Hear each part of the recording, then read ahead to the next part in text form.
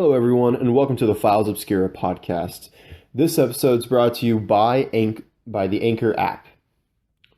If you're like me and probably didn't know where to go to start a podcast or didn't know what to do, then you'll be very glad to hear that the Anchor app is free to download and gives you everything you need available on your phone or your laptop. And you'll be given all the tools you'll need to edit, to play music in the background, to have live guests record your episodes with you, and so much more. Anchor also allows you to distribute your podcast anywhere that you want to be heard, such as Spotify, Apple Podcasts, Google Podcasts, and the list goes on. I know ourselves, so far, we have at least 7 platforms. And another great thing is that you're able to start making money for your podcast with absolutely no minimum listenership. So if you're interested in starting tomorrow, you can also start recording advertisements tomorrow if you were so interested. But everyone goes at their own pace. All you need to know is that this is everything you need to make a podcast and so much more to help you along the way. It's user-friendly and easy to figure out, as time goes on and you figure yourself out. So all you need to do is go download the free Anchor app or go to anchor.fm to get started. Once again, that was anchor.fm to get started.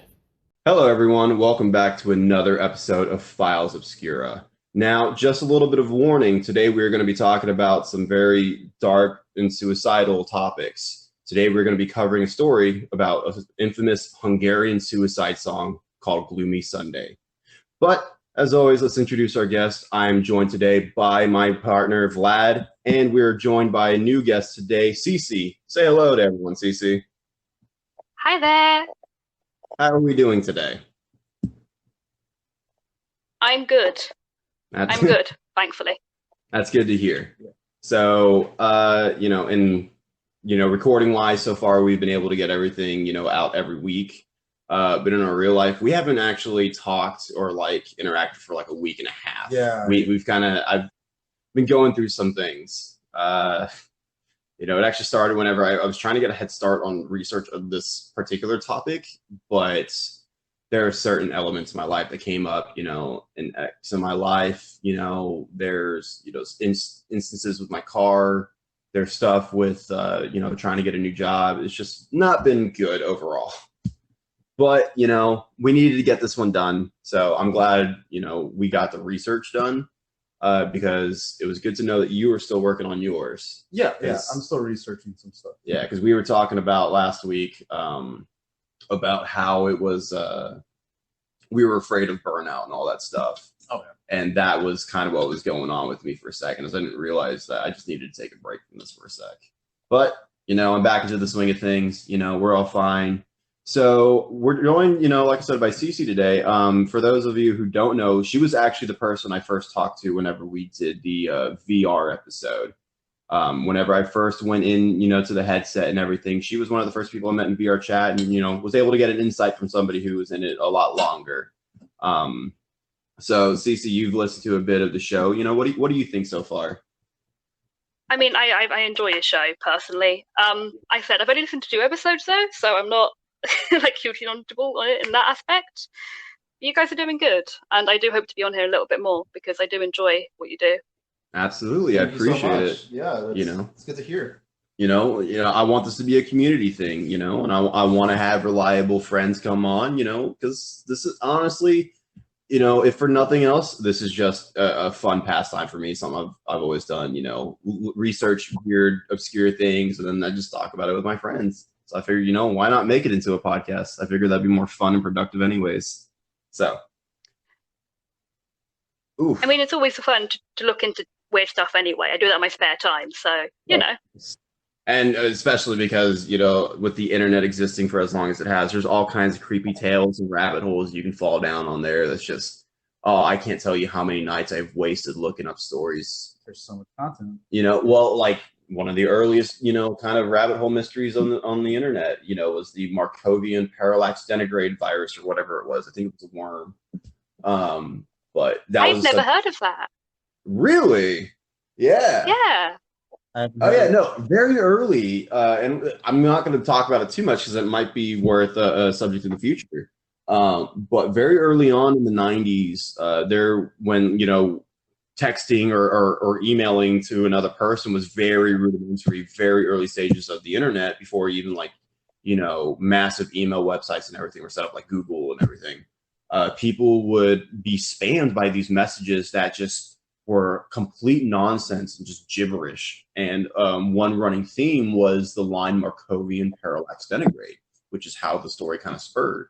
And it would link to other people in your account and would send them the worm as well. Oh, that's interesting. And just would spam people with nonsense. That's crazy. Yeah. So it's a chainmail virus.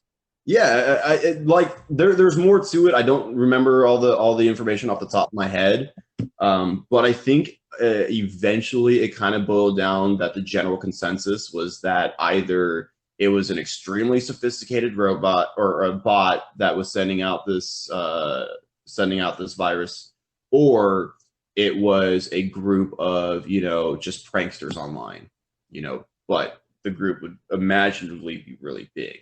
Yeah. So, but yeah, it was an early internet mystery that was going on. There's also the Agrippo, I forget what it's called, but the Agrippo is a book that was also written in certain ink, and whenever the sunlight would hit it, it would fade away. So you could only read the book once. It's like straight out of Indiana Jones. Yeah, well, there was a computer version of it where the code, after you opened up the file, would get to read the poem once, and then it would delete itself. Yeah, that's cool. Yeah, so it's called Agrippa. So it's definitely an interesting little thing to look up. But there's all kinds of weird stuff, old stuff, new stuff that you can find on the internet to just get so absorbed in. Another one that's worth looking into is like Mortis.com. Oh, I've heard of that. Yeah, one. Yeah. So some interesting stuff. I haven't. I'm quite clueless on this sort of stuff, admittedly. Wow, really? I'm surprised. Well, my thing is ARG, so I'll look into like My Name's Daisy or Yes. post content. Yes, I love post content. I personally follow that. But Oh, I did find out for it. but I also, Echo Rose is another one that I follow. But that's all. Oh yeah, Echo Rose. I have her on Instagram actually. Follow her on Yeah. Instagram. But that's all discussion for another day. It's time that we get onto the subject at hand. Today we're talking about Gloomy Sunday, and like I said, this is going to be talking about depression and suicide. So, as kind of a precursor before we get started, I just want to let everyone know, if you're dealing with anything in your life right now, any thoughts or just complications, and you're going through a crisis, know that there's help. You can go ahead and call the National Suicide Hotline at 1-800-273-8255, or you could text TALK to 741-741. Please, just make sure you get help. There's always somebody out there looking for you. But now that I got that out of the way, it's time for my favorite part, Two Truths and a Lie. Are you ready, Cece? I'm ready. I love So, this. as always, we got 3 statements. One of these are going to be a lie. The other 2 are true, and it's your job to find out what is what. So, first statement. The pianist that is made famous for his creation of Gloomy Sunday, Reza Serez, would actually be able to gain much popularity despite his original first hit's infamy, which is going to be the story we discuss today. So, he wound up being extremely popular despite his first major hits, being around death and suicide. Okay. All right. So, the second story, what am I saying? Statement. The second statement, Yeah. thank you, is that tales of the victim and the legend that it grew around the song are often linked with details related to the song, whether, it was tales of people holding onto sheet music or their suicide note referencing lyrics or the title of the song. Or as I've read in a couple stories, of people either swallowing cyanide or some other poison, or they would shoot themselves and they would leave a record, like a gramophone playing of a record of the song on repeat, so that whenever their body was found, it was just Gloomy Sunday played over their dead body. Mm. All right. Yeah. Well, that's delightful. Yeah, right? God, one of the stories we're going to get into, yeah. Whew. It's kind of my favorite. I like that, but it's kind of my favorite how it happens. And then the third statement, Billie Holiday, the one whenever you look up Gloomy Sunday is probably going to be the singer you hear, the most of this. Her version of Gloomy Sunday would actually be banned until 2002 by the BBC. Wow. Yeah. Her version actually banned until 2002. And the reason being, they said that it diminished wartime morale because her song came out in 1941, which is, start or the height of, World War II. Mm-hmm. So you don't want soldiers killing themselves or nothing like that. So I get it. Yeah, that would be a bit inconvenient. Yeah, but until 2002, Yeah. Seems a bit long, yeah. just a bit. Well, these statements, I really don't know anything about this. That's the point. Yeah. So You're not supposed to. You're supposed to guess. I'm gonna go with the second one being why. The second one that I was thinking second one too. You think so? That Tales of the Victims, the songs are related through details like the suicide notes and all that. You don't think that's true? Yeah, I don't think that's true. I'm gonna lock you guys into that. So, all right. So statement number 2. They think it's the lie. Audience, of course. You make up your own mind. We're going to get into some details. So, of course, I feel it's important to go over some statistics about suicide and depression. Okay. Because a lot of people, it's a taboo subject for a lot of people, but then you have a lot of Americans and people worldwide who suffer varying degrees of depression and suicidal thought. It's an important discussion. For me personally, I think it's an important discussion for men's mental health because when I looked at some of these statistics, like I knew it was bad for especially, just American white men. I didn't realize it was this bad. In 2018, there would be 48,344 Americans who would die by suicide with 1.4 million suicide attempts. Men were Men were 3.5 times more likely to commit suicide, with white males accounting for 69.67% of the suicide deaths. So when you compare white males compared to all the males, there is like less than 10% of a fraction, of fractions or percent that were anything but white male. Interesting. Yeah. So when that's distressing. Yeah, when 70% of your population that's dying is one demographic, there's a lot of issues, which is why, I think it's important that we open discussion about men's health because, we're always taught to, suppress things, but that's in general a more broad topic for another time. But these suicides are happening so often that there's 132 suicides per day, not week, not month. Per day. Wow. And that's just in America. In America alone. In America alone. Wow. God. That's if you imagine that then around the world, that has to be a distressingly big number. Yes. It's ridiculous. And some countries are definitely worse off. Hungary and Japan historically have had higher suicide rates than the average, which is something we'll get into a bit later. But yeah, with all these facts that I've told you so far, suicide is only the 10th leading cause of death, with smoking, cancers, car accidents, stuff like that being, more common. Domestic violence is also up there. I don't think, though, it's higher than suicide. But, the fact that it's still so heavy, and this was 2018 statistics. This was 2 years ago. So imagine, especially with the coronavirus going on, desperate times. Yeah, that's not too far away from today. So no, I think it's with the coronavirus as well, it has made situations a lot worse for a lot of people. Very much so. I mean, in the past week alone, I've had to suddenly have an outburst of several things, including the fact that we may have cancer in the family now, which is obviously the worst time to have it. And the fact we've had friends who have been dealing with home lives that have been pushed to the brink of arguments and fights. Because again, you're locked inside all day. And it doesn't help that obviously no longer be able to go outside and be able to distract yourself from with work has got a huge hit on mental health. Yeah, you got like I've said to a lot of people, you got to learn to be comfortable with yourself at some point in your life. And now I think it's really the testing point for a lot of people, and they are realizing they are not comfortable being alone. And that it's honestly a problem, because I personally think there needs to be a balance between your social life and your personal time. You know, I don't think a lot of people give enough time to themselves to really just be okay with things like they are, like right now. Yeah, I think that's my biggest. That's my theory on what's going on right now. So, I mean, yeah, there's definitely a huge part of it, I think. yeah. Absolutely. But of course, you know, with the talk of suicide and everything, you know, depression goes hand in hand. You know, everyone gets sad, but depression fundamentally isn't just being sad. Being sad is a temporary thing, and I think, you know, understanding, you know, that a depression is a unique, you know, problem, let alone just how it makes you feel, because it does affect you physically, and it also affects a lot more people than you know one might think, because everyone's experience is varying degrees.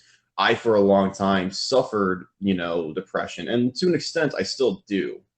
I used to be put on Zoloft. I was on Zoloft ever since I was like 8 or 9, and I was on it for about 9 years before I finally stopped taking it. You know, and there's talks about me going back to, you know, a shrink and getting back on pills. You know, because it is hard right now. I think there's generally You know. just a big misunderstanding of what it is. Yeah, exactly. But, you know, that's why I went, you know, and I decided to go onto, you know, the National Institute for Mental Health, and I looked up, you know, some facts about depression. You know, depression as defined, you know, is a common but serious mood disorder which causes severe symptoms that affect how you feel, think, and handle daily activities such as sleeping, eating, or working. You know, with many symptoms, you know, being feelings of hopelessness or pessimism, which I personally suffer from the most. You know, irritability is another, feelings of guilt or worthlessness or helplessness, loss of interest or pleasure in hobbies and activities, decreased energy or fatigue, moving or talking more slowly, feeling restless or having trouble sitting still, difficulty concentrating, remembering, or making decisions, and difficulty sleeping, early morning awakening, or oversleeping. You know, there's also, you know, appetite or weight changes. You know, there's thoughts of death, of suicide that everyone is familiar with when they talk about depression.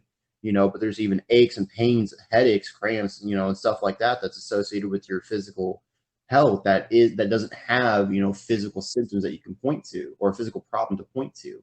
You know, these are things that are important to understand, because not only does it show that depression is more than just feeling sad. Yeah. You know, these are symptoms that everyone, you know, can feel. Everyone does feel, but not everyone recognizes. And I think that's the biggest distinction that needs to be made, is that that's not something that people recognize is a problem. You know, Yeah. a lot of people say tough it out, but they're not experiencing the same symptoms half the time. Exactly. Personally, I don't suffer with depression. I'm lucky in that aspect, but I've suffered with depressive bouts. I think the biggest one I had was, this is already dark enough as it is, so I might as well say this. I dealt with being sexually assaulted at 15 by a friend. Okay. And that threw me into a 9-month depressive slump. And it was very much a case of, I'm very, I mean, you've met me, I'm bubbly as a person, I'm quite loud. You have a very, you know, outgoing and open personality. You know, personally a little jealous. It comes with its curses, not gonna lie. But no, I believe I role play. I'm not gonna lie. I like putting myself into a different character. Nothing wrong with that. Yeah, it's fun. I mean, I love it to bits. And I've had a friend who I talked to, and after it happened to me, I was 15 years old at the time. I didn't know how to deal with this. I told a friend, and their response was, that's like him. Just ignore it, basically. So obviously there's a doubt of, well, I'm overreacting. So that obviously played towards bad mental health. Yeah. And for me, it showed in my writing. So I was killing off characters. I was putting them in bad situations because I felt bad. So I didn't so much have any signs that people could tell outside of that, basically. I mean, yes, and you know, in the grand scheme of things, that is, you know, a way to, like, I can understand that as a way to, like, start coping with things, is that, you know, you're letting yourself work it out in a way that's easy for you to understand, you know. But not everyone has that, you know, not everyone knows how to do that, you know, which is an unfortunate problem, you know. For me personally, you know, my parents divorced whenever I was 7. We moved to Texas from California, where I had almost nobody around me, to now we live in a city.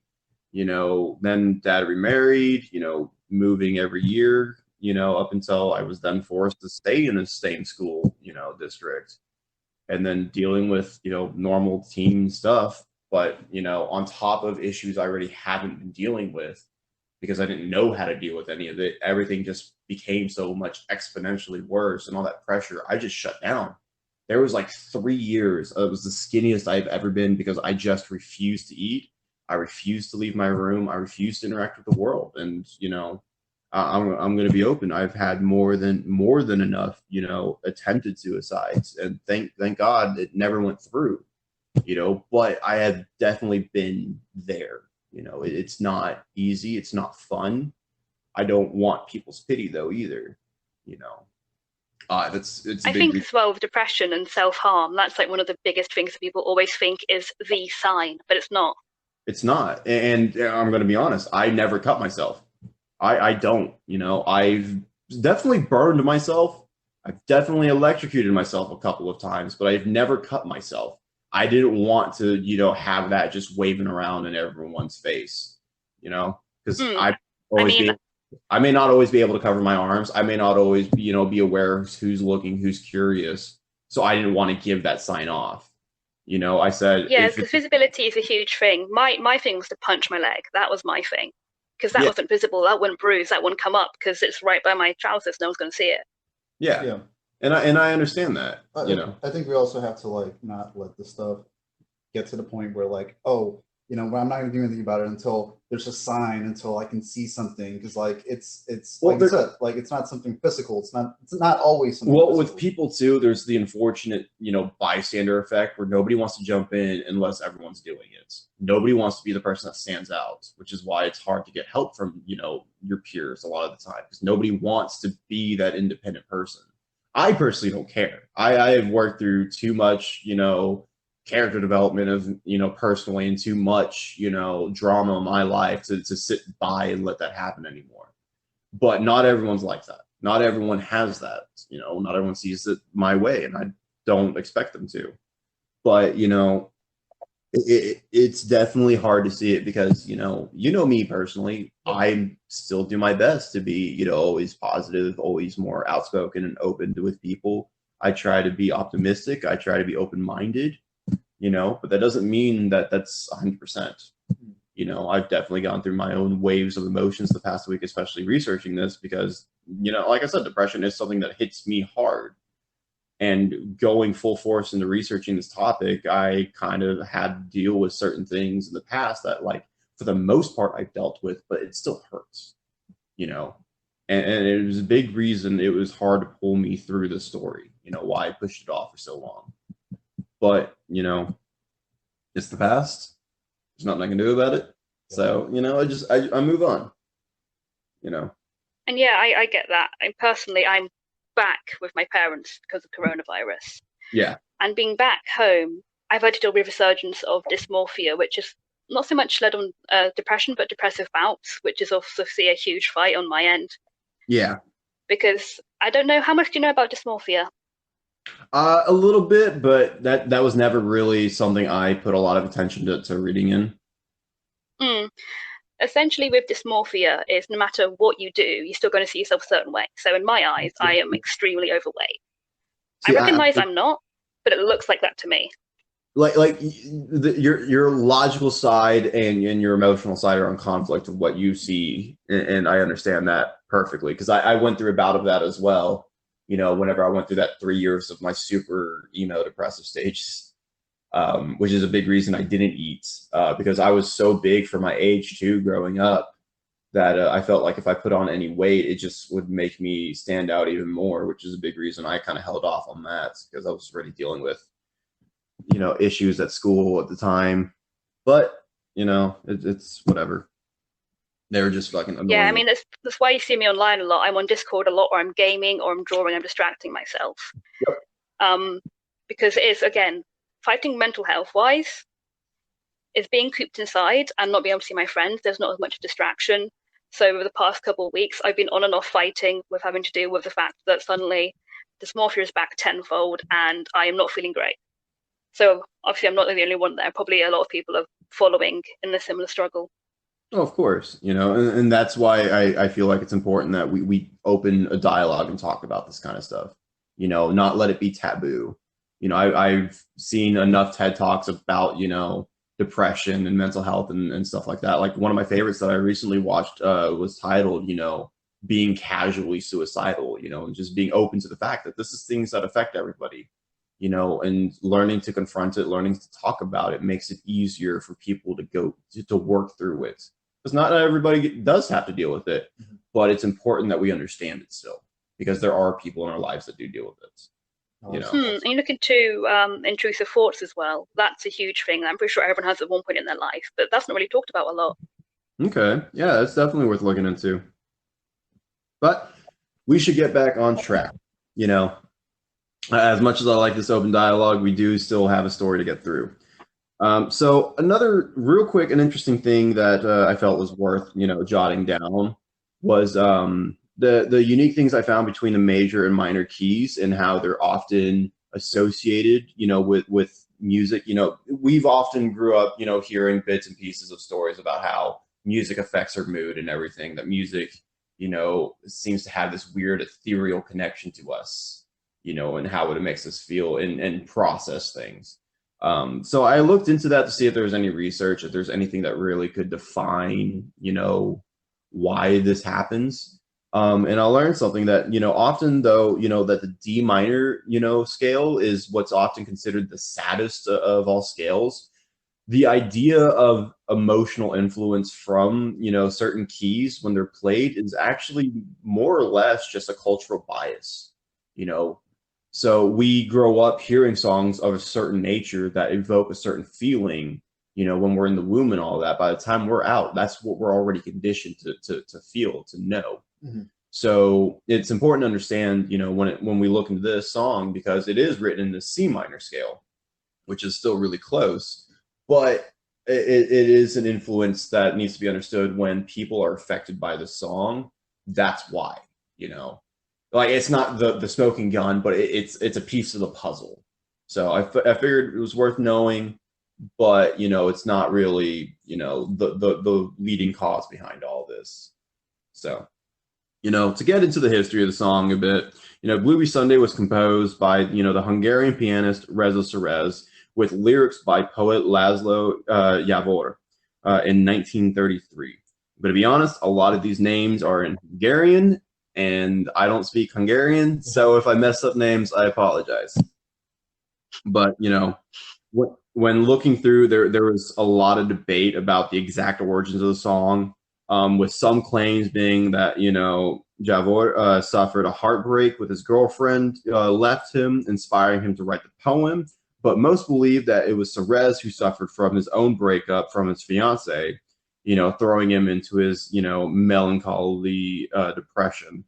He would then go on to write his own lyrics about war and apocalypse, as he was afraid of, rising nationalism and, dealing with a lot of tragedies around him with the stock market crash. I can understand it.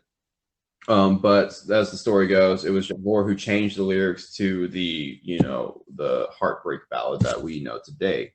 The song would actually struggle to get published for a good while, with one publisher even saying that it is not that the song is sad. There is a sort of terrible, compelling disparity about it. I don't think it would do anyone any good to hear a song like that. So already we're getting signs that maybe this isn't the song to publish. Yeah. But of course, Serez wanted, to be an accomplished, musician. He wanted to be an accomplished lyricist. So of course he perseveres. Eventually they managed to get a live recording done by a man named Paul Kalmar, who was the first to publish this live recording.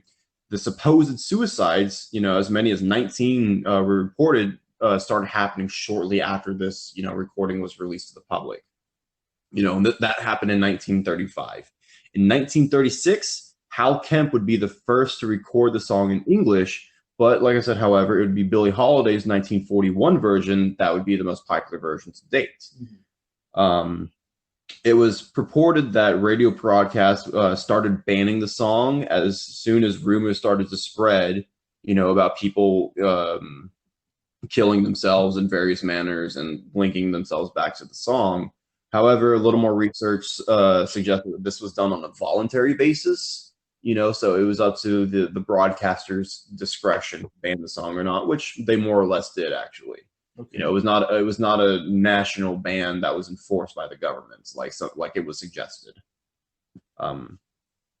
So as we go on a little bit more, suicides were beginning to spread like wildfire. The story goes, with many of these being linked, into the song in similarities, like clutching onto the song's sheet music or writing or saying "Gloomy Sunday" right before their suicide. Okay, so we got it wrong. Yes, both of you got it wrong. All right. Yes, that's the whole, the mythos behind it, is that so many people would die, being linked to the song, with, many stories about the gramophone being playing of the song on repeat, or that people would go into these cafes and sing in public to the song. And as soon as the song was over, they'd either shoot themselves or do something, and that's how these stories.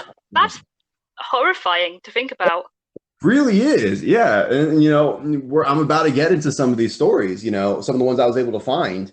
In 1936, a young man named Philip Cook, who was a senior at a college in New York, was found fatally wounded, a gunshot to his head. He was pronounced dead at the hospital.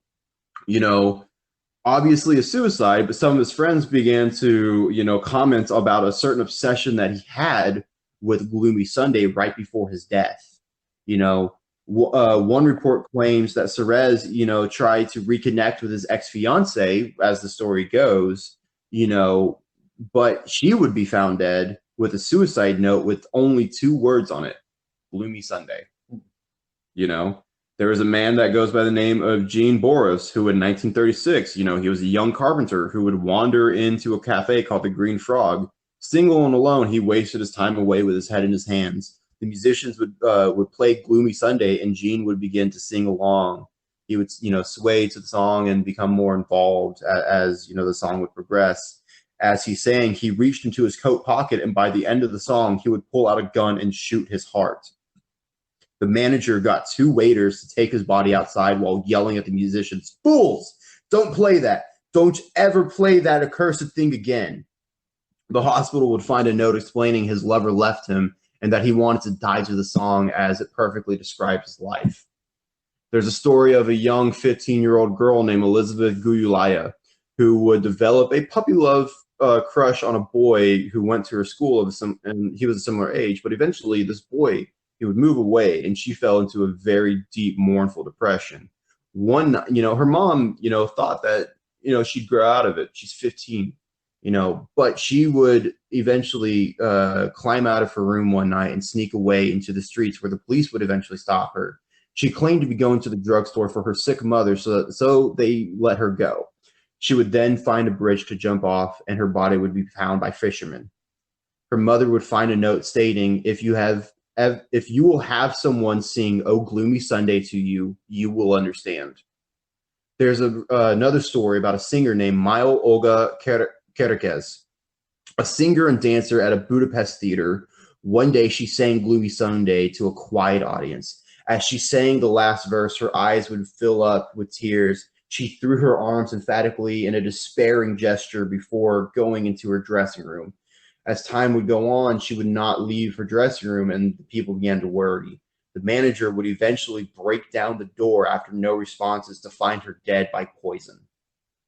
Many of these stories, are hard to prove, but with tales like, a shopkeep in Budapest killing himself with a note quoting the song, a London woman overdosing while playing a record of the song, to a Vienna girl drowning, clutching onto the sheet music, you can begin to understand how this story evolved. You can understand, the fear behind it, Yeah. It really grips you, because there's more stories. I've heard stories about, a 12-year-old who hung himself in his front yard after hearing the song.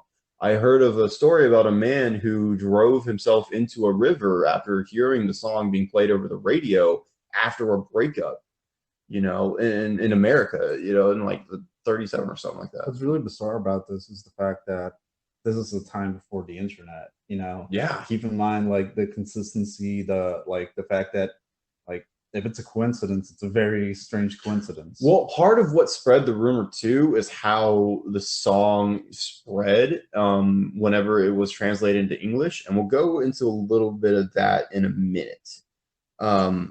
It does make you wonder, though, what are just tales and what is the truth?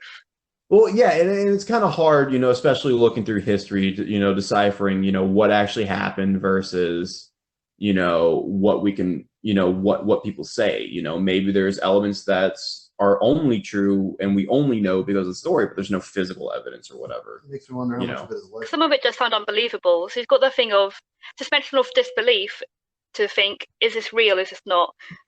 And admittedly, I am curious to hear the song. Yeah, well, I would play it for you right now, but unfortunately, it is still under copyright, so we cannot play it. But go on YouTube later. Yeah, definitely check it out. Like I said, the Billie Holiday version is the most common one you're going to find online today, and it is a really beautiful song. But oh god, it is so depressing. Are there any recordings of the original? Yes, there are recordings of the original you can find online, but it's in Hungarian, so unless you speak Hungarian, you're not really gonna understand it. So, but yeah, I mean, and keep in mind, all this took hold within a span of like 3 years because it was originally published in 1933. By 1936, is whenever you were already hearing stories of people across Europe banning the song, and then when Billie Holiday's version would come out, that would, spur even more people into a mournful situation. That's why eventually, we're going to talk about, the BBC and how they responded to this as well, because that's pretty important to understand. But, as time goes on, Javier, he would die of a heart attack in 1966. But it's important to understand that in 1968, Serez would attempt to take his own life by throwing himself out of his apartment window. He claimed he suffered immense melancholy due to never having produced another hit. He would eventually succeed in his suicide by choking himself with a wire. Very Italian way to handle that. That's one way to go. I mean, that must be a very painful way to do things, though. I mean, yeah. Some stories said it was, like a normal string or twine that he hung himself on. Some say it was like a piano wire that he garroted himself, like literally cut into his neck. Yeah, really gruesome stories. I checked Snopes. That's unpleasant. Yeah, very unpleasant.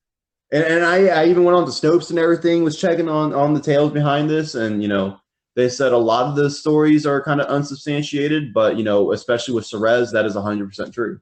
Yeah, it is depressing. But with how far away it happened from the initial incident of the song being released, nobody cared. Nobody heard about it, even though it was arguably the most important death related to the case. What happened with this song. And while the suicides are being reported in Europe, with talks about, national bans of the song, like I was saying, this is the important thing about the U.S. The U.S. would actually capitalize on the infamous Hungarian suicide song, and they would play it everywhere. It's because people were saying, they were all dying, that they would blast it all over America. That's how it got popular and started this other wave of claims of suicide. Eventually claims of suicide would be reported as high as 200 cases, by American newspapers talking about the song after it reached, America.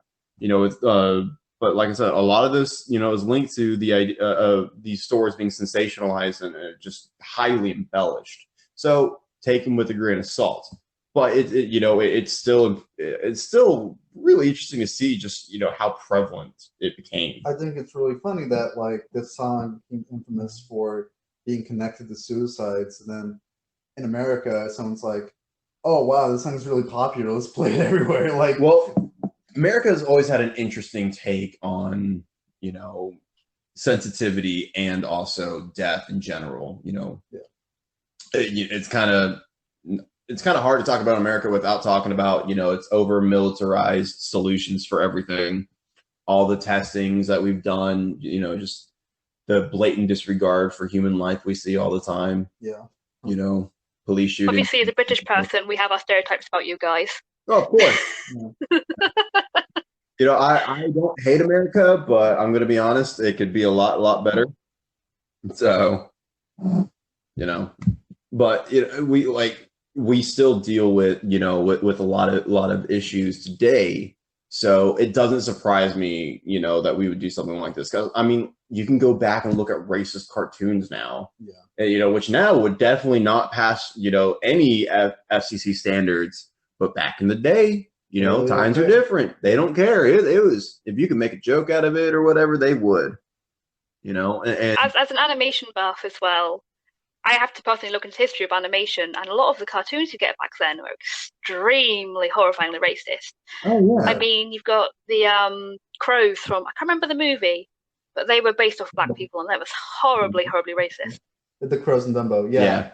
Yeah, there you go. They're also, extremely racially profiled. Like if you look at Aristocats, you look at the Siamese cats. About the Siamese cat. Oh God, yes, Aristocats. I can't it really upsets me anytime I see a clip of an old cartoon and it's got like an awful Chinese stereotype. I just with the buck teeth and everything. And the glasses. Oh God, yeah. I've seen it. How they used to draw black people as well. They give them those horribly oversized lips and noses and horribly curved spines. Yeah, it's like yes, you have like a percentage of people that look like that. That's not the majority.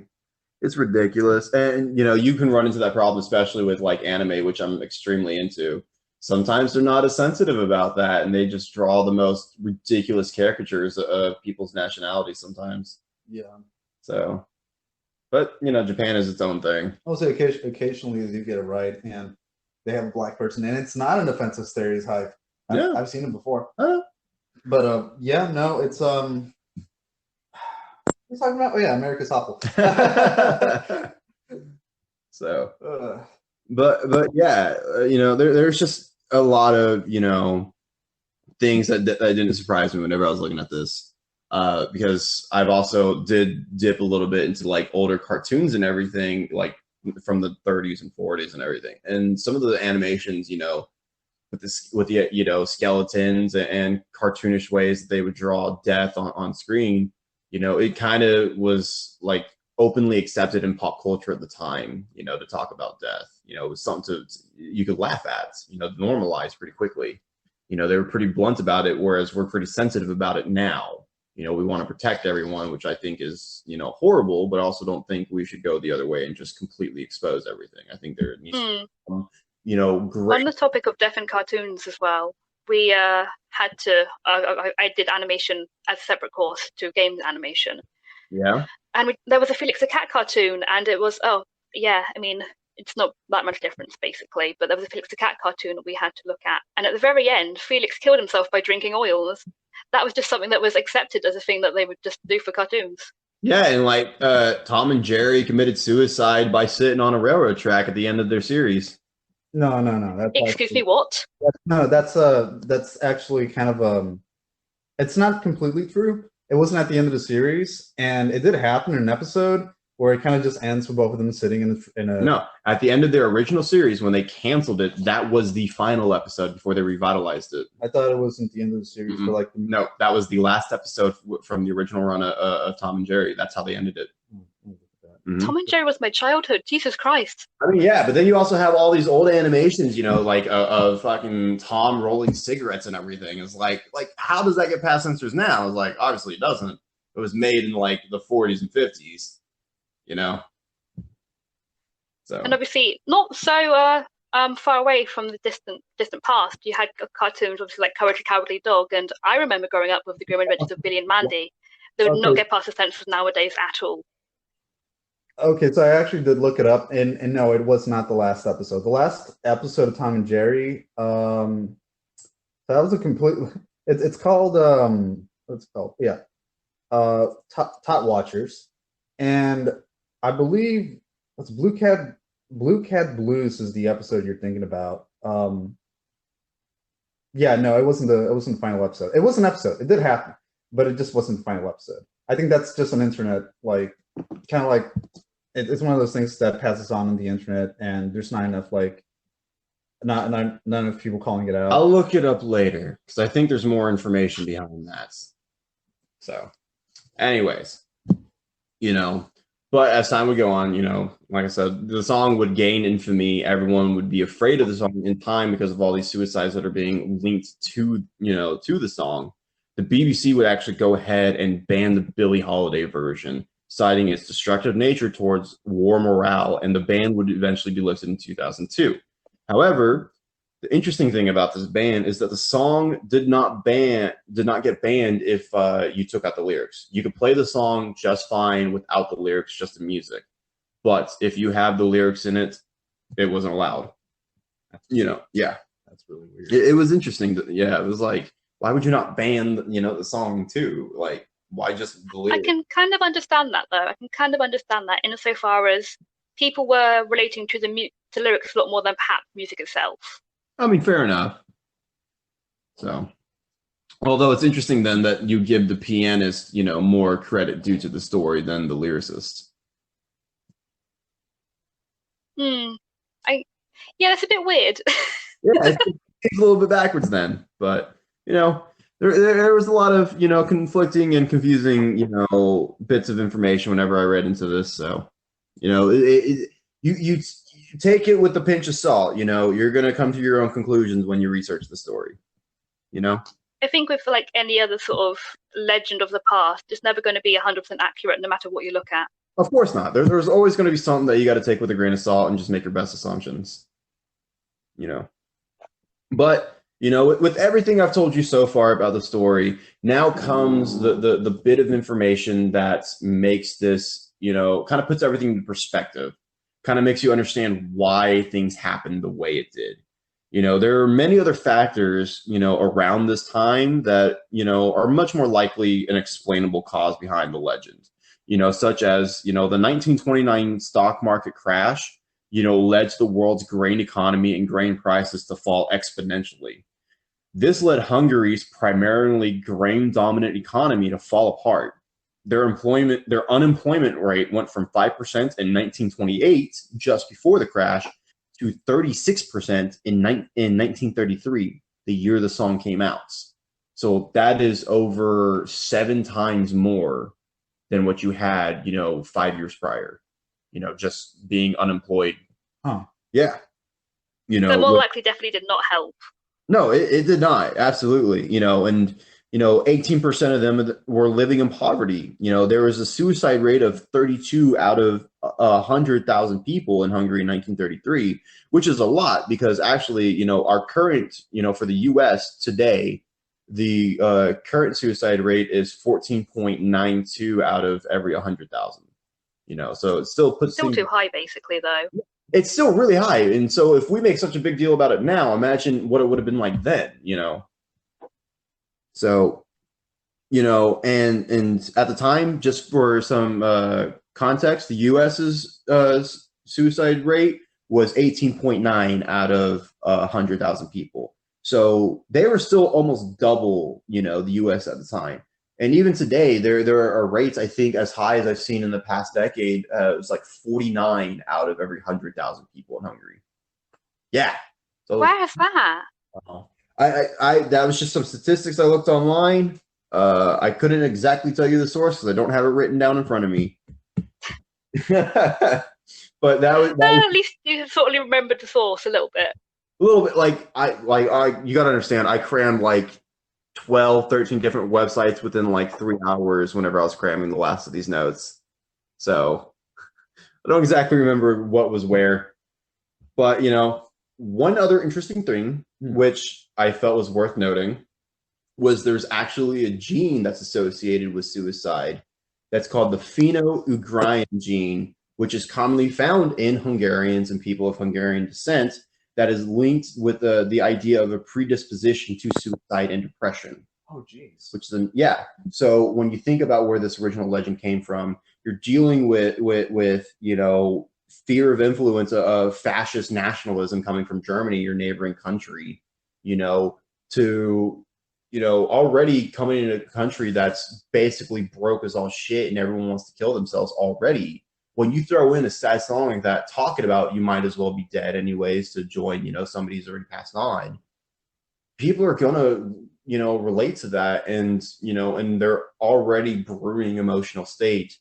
I believe that's when more people are more likely to do this, because suicide, the suicide rate didn't see a massive spike when the song came out. It didn't see, a grad or noticeable change, which is important to understand with the song, because yes, the legend made it infamous, but when you compare it to the statistics, it's just a drop in an ocean.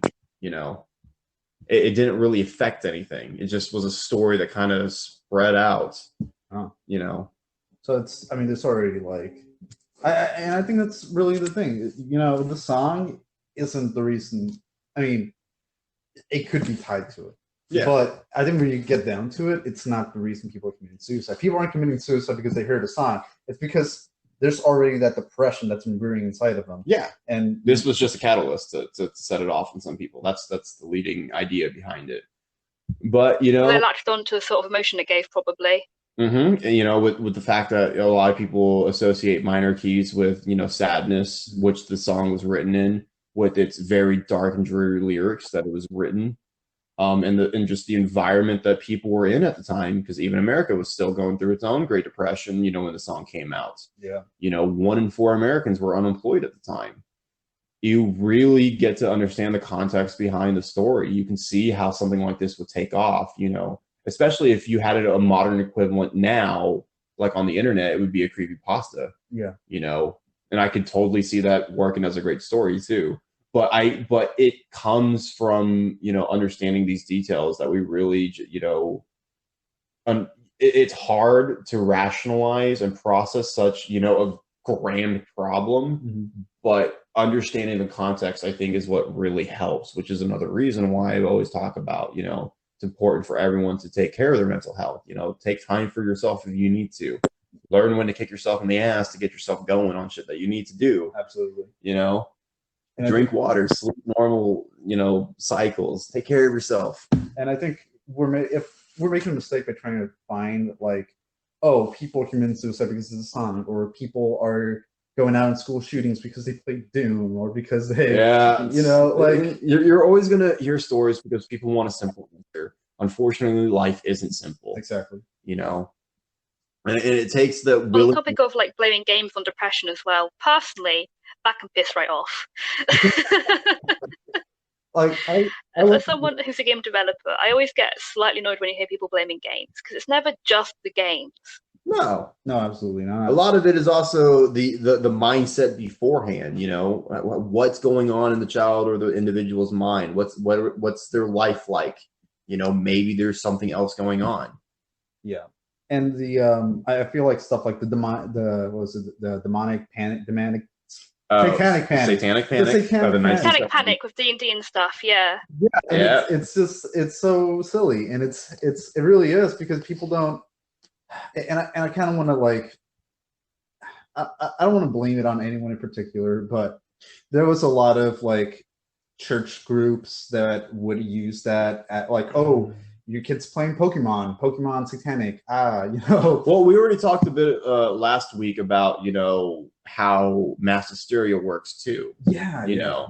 So with that spread of, publicizing everything in the newspapers and the news, that stories like that will spread like wildfire, and everyone will associate whatever in their life to that, creating and generating that fear. That's what drives it. Absolutely. It's just people being afraid, but not exactly listening, to what's going on.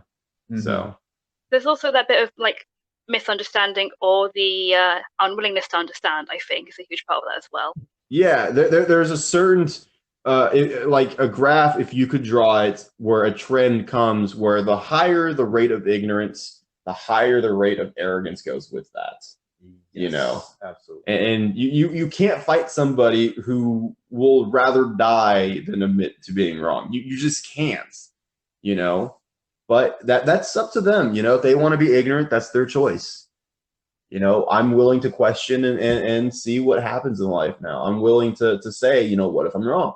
Let's learn, Yeah. I want to learn. That's my goal. So if I'm wrong, please educate me, I will sit down and listen. It's a shame more people don't share that. It is a shame, because everyone likes to believe that they're right from the get-go, because it assuming they're right, whether they are or not, would just make things easier. Would it not? But at the same time, Definitely, yeah. misinformation spreads. That's how we get fake news. That's how we get, clickbait stories and links and articles that are useless. And that's how we get spam and just all kinds of problems. And so annoying. So annoying. Ignorance. I'm sorry. It just, willful ignorance irritates me. It gets under my skin. I can't stand it. But yeah, no, with this song, I think we're seeing something similar to what we were talking about, where it's just, I mean, I don't think we can entirely blame the artist. I don't think the artist wanted people to commit suicide. No, that was not his intention. And with art in general, it's all, it's all, what's the word I'm looking for? Interpretive. Interpretation? Yeah, exactly. And with music, it could not necessarily be that he had an objective or plan in mind. He just wanted to write something he felt would be popular, and to write something that's from a personal space too really helped. It helps people connect. I just think that this was an unfortunate thing that, is that once in a while story that came out of nowhere. Nobody knows why, and it just happened. And it's unfortunate it happened to him. Have there been any new cases related to Gloomy Sunday? No, but it does have some infamy in pop culture, in several movies and TV shows. Like it was used in Schindler's List. I know it was used in an episode on Danganronpa. I know it's been used on in the soundtrack in 13 Reasons Why. So it does still have a place in pop culture. But it doesn't have links to suicide nowadays. It doesn't have any links to major depression or weird cases like that, No, all right. Admittedly, I've been thinking about, whether we talked about this, Pink Floyd with the Floydian depression, if you've heard about that at all. I have not, but that's definitely worth looking into. That sounds interesting. Yeah, my twin's obsessed with it, so he talks a lot about Pink Floyd with the Floydian depression, and I highly recommend looking into it within itself because apparently the music caused depression in people because it's so sad. Damn. Yeah, that's definitely worth looking into. I don't know if we'll make that into a full episode in the future, but it might be worth in an update or something, because we still need to talk about Hellier at some point, probably. I'm still undecided about that. Hellier, remember from the first episode? Oh, yeah. Yeah. So I don't know if we're going to do an update on that because we're still trying to figure out our segments and stuff like that. Yeah. But updating with, what'd you call it? Floydian depression or whatever? Yes, Floydian depression. Okay. Yeah. And stuff like that. I think, looking into that might be worth, updates in the future. But I don't think we'll actually dive and make complete episodes on that, because it's just not a lot of information on some of those subjects. So it's a good topic to look into, though, especially since I was also looking at and around the movie that they did, the Pink Floyd movie.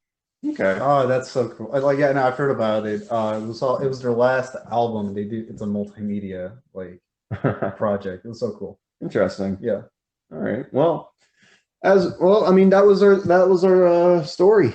I don't know why I went Morty there, but yeah, you guys failed. You lost. I'm glad I failed. I was tired of winning. Look, it sounded so outlandish.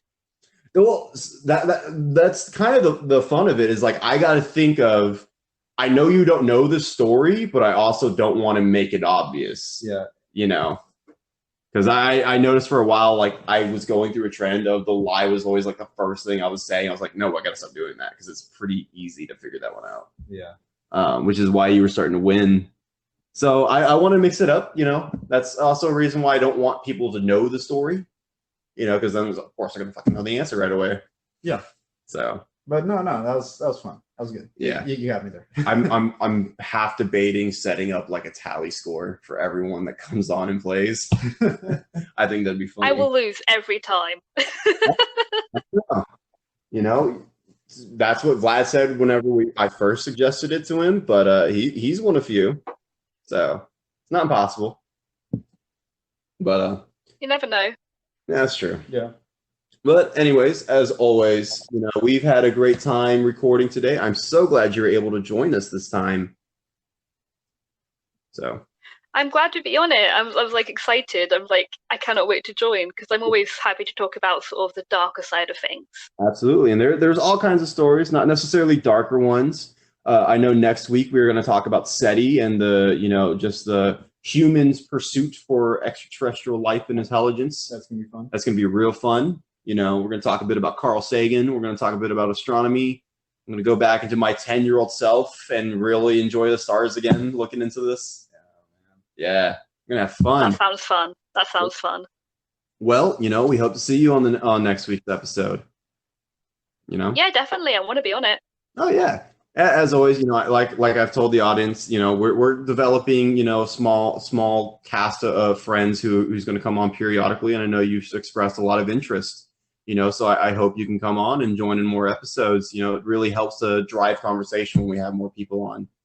I'll be more than happy to. Involved. Yeah, absolutely. So as always, we're going to link it down in the description too. But I know you wanted to link your Instagram. We can go ahead and find you at Cursive Creator on Instagram. And like I said, we're going to link that down. If there's anything else you want to plug by any chance, now's the time.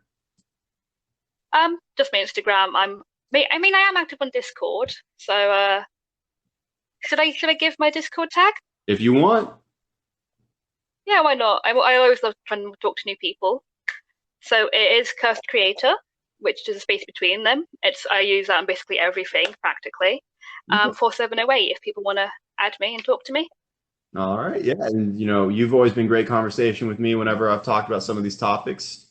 And of course, we're going to see more of you, hopefully, and possibly. And I'm not gonna say it's a guarantee, but possibly in a new podcast that we have in the future, there's talks about spreading out and making new content, but we aren't sure yet. It's kind of up in the air, so we will see what the future holds for us. But that's all. I'm happy to be there wherever you go. We'll let you know. You start getting more involved. We're gonna start having you on more full time. Yeah. Which is gonna make it easier to schedule things. Because right now there's still 2 other people, Nathan being one of them, which we've heard in a previous episode, and a friend of mine named Drake, who I originally did a podcast with in the past, but I kind of fell through. It was just kind of hard to keep it up, and he lost interest. But he has expressed interest in joining as well. Awesome. So, we're hoping to see how that works in the future with other stories and all that. But, I think you'd be a good fit for us. I think you'd be a good fit following with the show, and helping out. Always good to have another person on. Of course. At all points, So Even if times those make things a bit funny. Yeah. I mean, it helps. It helps to have, a variety of personalities, But that is all the time that we have today. We're going to go ahead and go, and we cannot wait to see you guys next week when we talk about SETI and the pursuit of finding aliens. All right. All right. Yeah.